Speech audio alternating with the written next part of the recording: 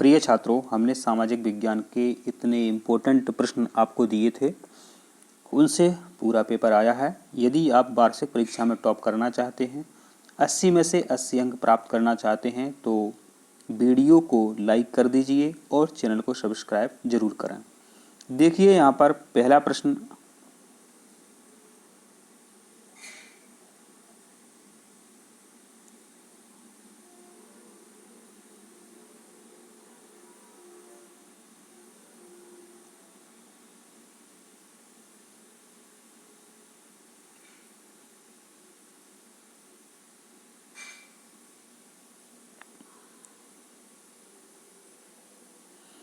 देखिए, यहाँ पर पहला प्रश्न आपसे पूछा है कि एक स्थलीय भाग जो तीनों ओर से समुद्र से घिरा हो उसे कहते हैं प्रायद्वीप। ठीक है, तो इसका आंसर मेरे बच्चों आप सभी ने सही लगाया होगा। एक स्थलीय भाग जो तीनों ओर से समुद्र से घिरा होता है उसे हम प्रायद्वीप कहते हैं। दैनिक तापांतर निम्नलिखित में से किस क्षेत्र में सर्वाधिक पाया जाता है? तो मेरे बच्चों इसका उत्तर है आपका थार मरुस्थल। ठीक है, अति महत्वपूर्ण प्रश्न है। रूस में राजशाही का पतन कब हुआ था? 1917 में। कब हुआ था पतन? 1917 में। किस आदिवासी नेता ने अंग्रेजों द्वारा लगाए गए वन कानूनों के खिलाफ बस्तर में विद्रोह का नेतृत्व किया था? तो इसका आंसर है मेरे बच्चों गुंडाधुर। क्या आंसर सही है आपका? गुंडाधुर।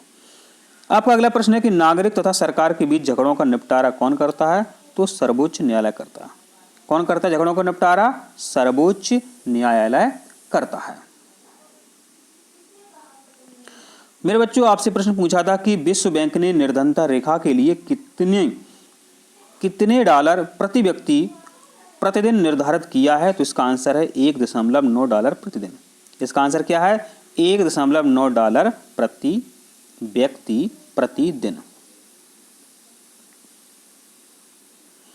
मेरे बच्चों अगला प्रश्न है कि प्रायद्वीपीय भारत की अधिकांश नदियों के अपवाह की दिशा कैसी है? पश्चिम से पूर्व की ओर। यहां आपको लिखना है पश्चिम और यहां लिखना है पूर्व। ठीक है, नहीं यहां लिखना है पूर्व। पुनः एक और देखें, पश्चिम से पूर्व।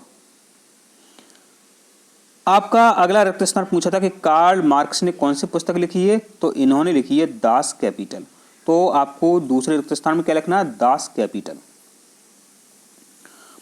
फिर तीसरे नंबर पर देखो, पहला हो गया, दूसरा हो गया, तीसरे नंबर पर आपसे पूछा था गरीब रेखा के निर्धारण के लिए भारत में संगठन सर्वेक्षण करता है। तो कौन सा संगठन है? राष्ट्रीय प्रतिदर्श सर्वेक्षण संगठन। क्या है? राष्ट्रीय प्रतिदर्श सर्वेक्षण संगठन है मेरे बच्चों एक, जो गरीबी रेखा के निर्धारण के लिए भारत में सर्वेक्षण करता है। आपका चौथा है वर्ष 1946 में संविधान सभा में उद्देश्य प्रस्ताव किसने पेश किया था? जवाहरलाल नेहरू ने। तो उद्देश्य प्रस्ताव किसने पेश किया था? जवाहरलाल नेहरू ने। पांचवा है रूसी साम्राज्य में मुस्लिम धर्म सुधारक क्या कहलाते थे? जरदीश्त कहलाते थे। क्या कहलाते थे? जरदीश्त। लोकतंत्र में जनप्रतिनिधियों का चुनाव जनता करती है।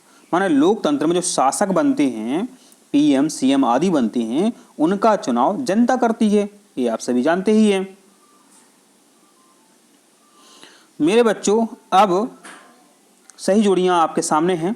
तो कॉपी में क्या करना होता है? पहले बाएं तरफ की जितनी भी जोड़ियां उनको कॉपी में उतारना है, फिर उनके सामने आपको सही वाली जोड़ी लिख देना है।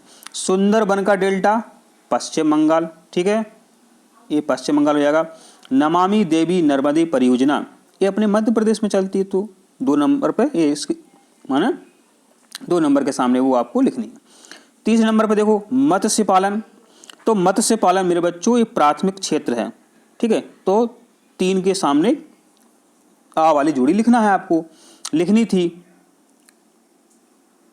चौथे में है अब्राहम लिंकन। तो अब्राहम लिंकन मेरे बच्चों अमेरिका के थे, तो चौथे नंबर के सामने आपको क्या लिखना था? अमेरिका। तो सिंपल सी है। आर के लक्ष्मण एक कार्टूनिस्ट हैं, तो आर के लक्ष्मण के सामने आपको मेरे बच्चों क्या लिखना है?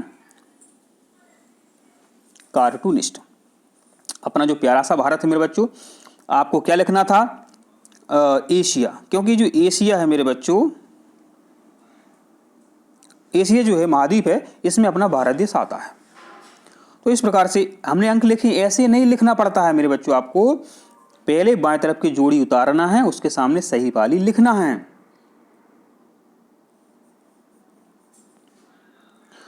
अब मेरे बच्चों एक वाक्य में उत्तर दीजिए, पूछे गए थे आपसे, कृषि क्षेत्र में कौन सी बेरोजगारी पाई जाती है?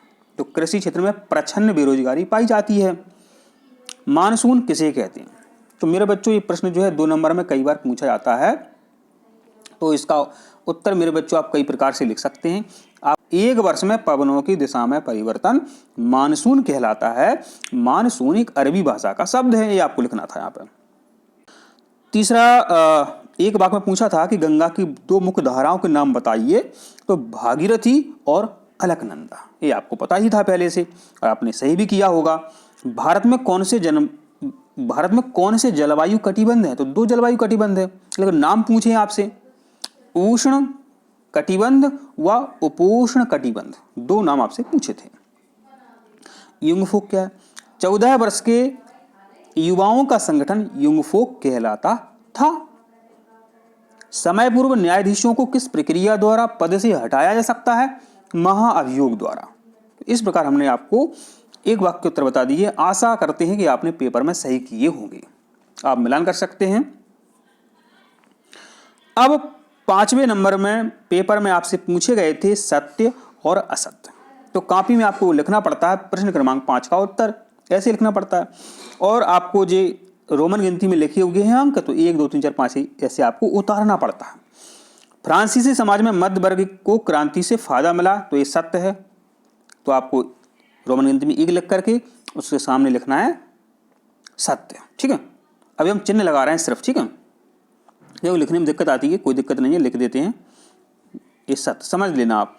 पूर्वी घाट का सर्वोच्च शिखर महेंद्रगिरी है, तो मेरे बच्चों ये क्या है आपका? सत्य। बेरन द्वीप भारत के अंडमान निकोबार द्वीप समूह में है, तो ये भी मेरे बच्चों आपका सही है। भारत और श्रीलंका के धरातल को पृथक करने वाली जलराशि पाक जल संधि कहलाती है, तो मेरे बच्चों यह भी आपका सही है।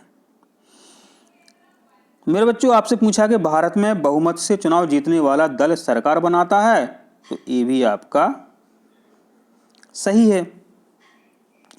पालमपुर में पारंपरिक बीजों के प्रयोग से अधिक उपज होती थी, तो ये असत्य है। इस प्रकार आपने क्या देखा कि शुरू के 5 जो हैं वो सत्य हैं और लास्ट में एक आपका जो है असत्य है। इस प्रकार से मेरे बच्चों आपने यहाँ पर देखा आपके सत्य असत्य कंप्लीट हो चुके हैं। अगले वीडियो में हम आपको बाकी के क्वेश्चन आंसर भी बता देंगे। आप नए हो तो चैनल को सब्सक्राइब जरूर करें। जय हिंद, जय भारत।